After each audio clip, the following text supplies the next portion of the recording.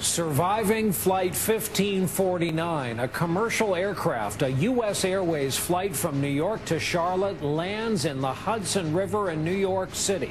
And amazingly, all the passengers got out alive. Tonight, what went wrong and what went right? We'll hear from the survivors themselves. Nightly News begins now. From NBC News World Headquarters in New York, this is NBC Nightly News with Brian Williams. Costello was part of our coverage all day. He covers aviation for us, of course. He's in our Washington bureau tonight with more on what we know about this today. Tom?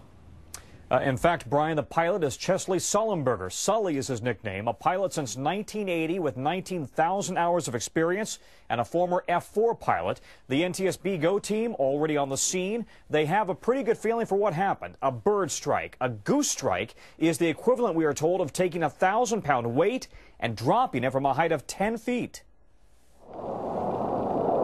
The A320 is a workhorse for airlines around the world, many of them flying with engines that are manufactured through a 50-50 joint venture including GE, the parent company of NBC Universal. It can carry up to 160 people.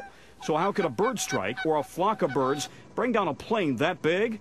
Former NTSB investigator Greg Fife. Birds can definitely bring down an airplane. One of the things that pilots are concerned with is the ingestion of a bird creates damage. That is, it'll tear up the fan blades, and when those blades now become loose, they get ingested into the rest of the engine, and the engine itself then starts to disintegrate, and that happens in a very quick time period.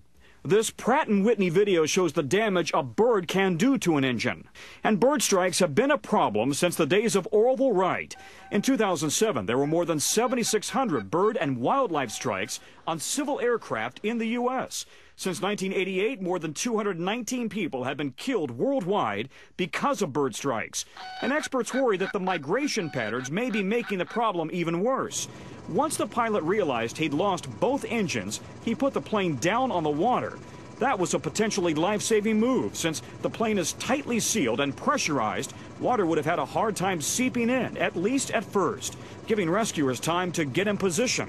One of the things about the Airbus, the A320 Airbus, is that they actually have a button called the ditching button, where the crew will push that button.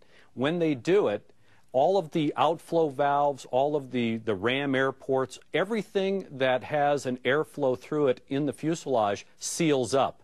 So when the airplane then goes into the water, the fuselage is airtight. Grab ankles, head down, stay low. Flight attendants practice for water landings and learn to never open the rear door in a water landing, since that can sink a plane. And you may have to survive the elements for a long time before rescue.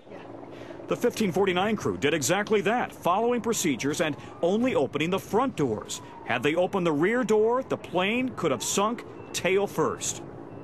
Back to the bird issue now. Airports around the country, including here in Washington, use cannons, rockets, flashing lights, falcons, and dogs to scare birds away. But they remain a constant presence, and with signs that their populations may be increasing, they are also a constant threat. Brian? As long as birds, this city and those passengers very lucky at the end of this day. And that'll do it for our broadcast this Thursday night.